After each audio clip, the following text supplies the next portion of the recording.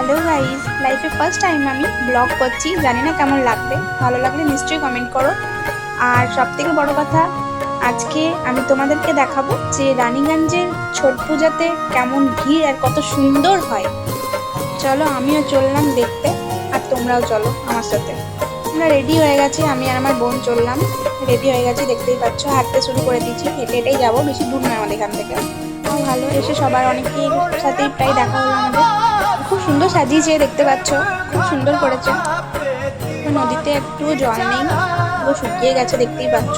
যেখানে যেখানে জল আছে সেখানে সেখানেই ভিড় আছে। তো গোটাটা ভিডিও করা আমার সম্ভব হয়নি। আমি ব্রিজ থেকে যতটা পেরেছি ততটাই ভিডিও করেছি। আমি নিচে গেছিলাম কিন্তু ভিডিও করা হয়নি, প্রচুর ভিড় ছিল। আমাদের কথা ছিল মথুরাচণ্ডীতে গঙ্গা আরতি দেখতে যাবো, বাট আমরা দেখতে পাইনি।